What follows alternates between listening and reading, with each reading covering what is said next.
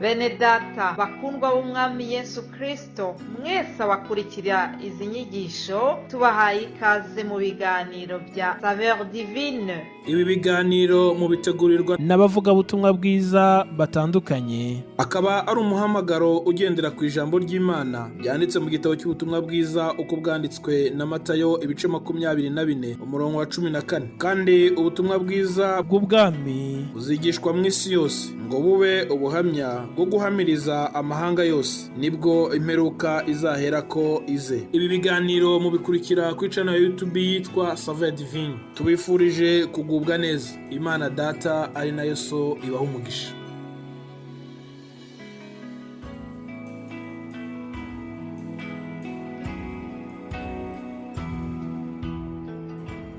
Yesu ashimwe bakundwa nshuti z'umusaraba, mwese abakurikira iki kiganiro Saveur Divine.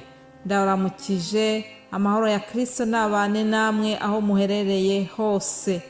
Nejejwe n'Imana mu mutima wanjye kuko yongeye kumpa uburyo bwo kuza kuganira namwe kuri aya magambo y'ubuzima.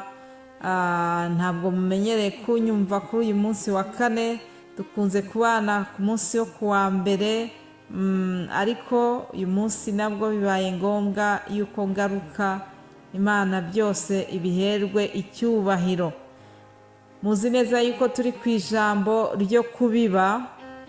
Nje kukubwira ngo twige kubiba ineza, cyangwa se duhore tubiba ineza. Abanyarwanda baravuze ngo ineza iratinda ntihera. Ineza iratinda ntihera.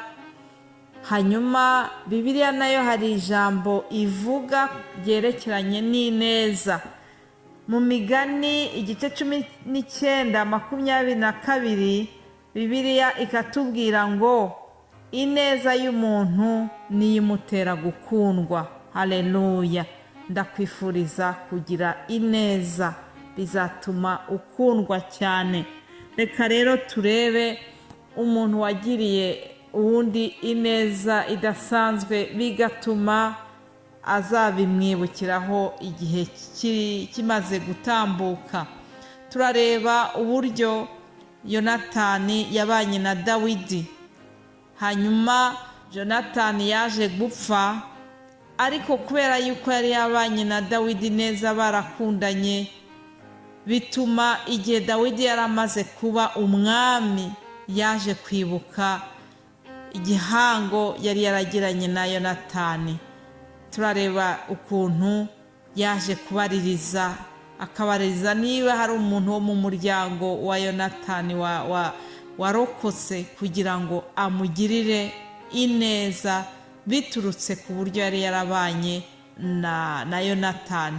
Rero reka nihuse dusome ibyerekeranye n'ukuntu babanje gukundana, hanyuma turaza kureba n'ibikurikira. Yesu aduhana umugisha.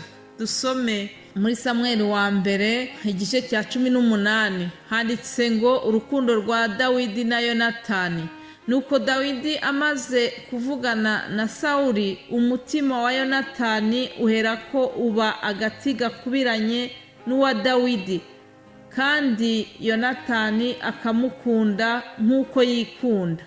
Maze uwo munsi Sawuli ajyana Dawidi we, ntiyamukundira gusubira kwa se ukundi. Bukeye Yonatani na Dawidi basezerana isezerano, kuko yari amukunze nk'uko yikunze.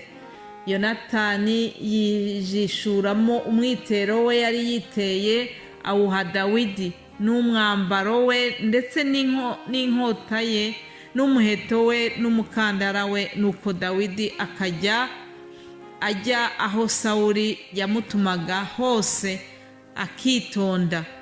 Sawuli amugira umutware w'ingabo ze, abantu bose barabyishimira, ndetse n'abagaragu ba Sawuli. Dawidi mbere y'uko aba umwami yagize ubuzima bukakaye, yangwa n'abo mu muryango we, ariko Imana ikamwishimira. Imana yari yaramutoranije, Imana yari yaramuhaye umwuka udasanzwe, hanyuma Imana yaje kumugira umuntu udasanzwe mu buryo bwo kurwana. Mu gice cya 17 tubona ukuntu Dawidi yishe Goliyati, umuntu wari waratesheje umutwe bariya Abisirayeli, ariko abakiza icyo gihangange cyitwa Goliyati arakica. Ibyakurikiye rero ni ibingibi tumaze gusoma, ukuntu umwami Sawuli yahise atangazwa n'ubwo butwari bwa Dawidi, noneho aza no gufata icyemezo cyo kumujyana iwe mu rugo. Dawidi yinjira mw'uwo muryango w'umwami, hanyuma ahasanga umwana w'umwami witwa Yonatani. Ibaza ko wenda bari mu kigero kimwe, baza kwikundanira, bagirana rwose umubano mwiza. Tubonye yuko ngo yamukundaga nk'uko yikunda. Igihe cyaje kugera rero mu gice cya 31 tubona ko umwami Sawuli yaje gupfa, apfira ku rugamba, yicwa ari hamwe n'abahungu be 3. Muri abo ngabo harimo na Yonatani. Nuko rero mu gihe bari barapfuye, Dawidi yaje kwima ingoma, aba ari we uba umwami w'Abisirayeli. Noneho amaze kuba umwami w'Abisirayeli, ubwo hari haciyemo imyaka ntazi uko ingana, ariko Dawidi yaje gutekereza, yibuka uburyo Yonatani yamubaniye neza. Hari aho ngo Sawuli, kubera Sawuli yari yaragize ishyari rya Dawidi, yarazi yuko ari uzamusimbura ku ngoma. Hari inshuro nyinshi Sawuli yamuhigaga agashaka kumwica, hanyuma Yonatani akamenya yuko ise ari guhiga Dawidi, akajya amubwira uburyo ari buhunge. Mbese kenshi yagiye amukiza inkota ya se Sawuli. Nuko rero mu gice cya 9 cya Samweli wa 2 tubona ukuntu Dawidi amaze ari ku ngoma, haraciyeho igihe ntazi uko kingana, ariko ngo bukeye Dawidi arabaza ati, mbese hari uwasigaye wo mu muryango wa Sawuli ngo mugirire neza ku bwa Yonatani? Ni nkaho yavuze ati, kubera ukuntu nabanye neza na Yonatani mwene Sawuli, nubwo uriya muryango bapfuye bagashira, reka nze njye kubaririza numve niba hari akarokotse, maze nkiture ineza Yonatani yangiriye. Urumva rya jambo turiho rivuga kubibi byiza. Yonatani yari yarabibye ineza kuri Dawidi, yamubaniye neza, amukunda nk'uko yikunda. Nubwo se wa Yonatani yari umuntu w'umunyeshyari, afite kamere mbi, adakunda Dawidi, ariko Yonatani we agumya kumubanira neza. Igihe kigeze rero Dawidi ari ku ngoma, yibuka ibyo byose, mwumva yifuje nawe kugira uwo yagirira neza. Ya neza Yonatani yamugiriye, yifuza kugira uwo ayitura. Aragenda rero arabaririza, baza kumubwira ko hari umuhungu wasigaye wa Yonatani witwa Mefibosheti. Muzabisoma muri iki gice cya 9 Samweli wa 2 igice cya 9. Nabinginga ngo muzagisome kino gice, iyi nkuru iraryoshye cyane. Hanyuma rero Dawidi aza kumenya yuko hari uwasigaye wo kwa Yonatani, umwana wari usuzuguritse cyane, ngo yari akamuga. Muri kiriya gihe mu Bisirayeli, iyo umuntu yabaga amugaye, yewe bamufungiranaga no mu nzu, ntibashakaga ko hari umuntu umubona. Cyabaga ari igisebo ku muryango, gutunga ikimuga mu nzu cyabaga ari ikintu rwose giteye isoni, badashaka no kumwerekana. Ni nayo mpamvu ubwo bari bamaze kuzana Mefibosheti bamugejeje imbere y'umwami Dawidi, yagize ubwoba. Yaravuze ati, mbese ibi ni ibiki bimbayeho? Agira ubwoba ati, wenda bagiye kungirira nabi. Ariko ku murongo wa 7 w'iki gice cya 9 tubona ukuntu Dawidi yahise amuhumuriza, ngo aramubwira ati, humura, kuko ntazabura kukugirira neza ku bwa so Yonatani, kandi nzagusubiza imisozi yose y'inyarurembo ya sogokuru Sawuli, kandi uzajya urira ku meza yanjye iminsi yose. Aleluya! Mwibaze umwami ari kubwira umuntu w'akarema nk'uriya ngo uzajya urira ku meza yanjye iminsi yose.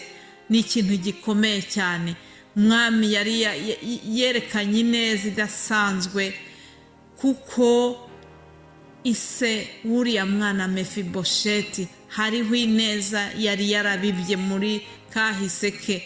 Hari ikintu yari yarakoze gikomeye cyane kuri Dawidi, nubwo hari hamaze igihe kinini, nubwo byari ibintu bidasanzwe kugira ngo umwami ace bugufi bigeze hariya ajye gushaka umuntu w'ikirema amuzane amushyire ku meza ye. Ni ibintu byari bidasanzwe muri kiriya gihe cyabo. Ni nk'uko uyu munsi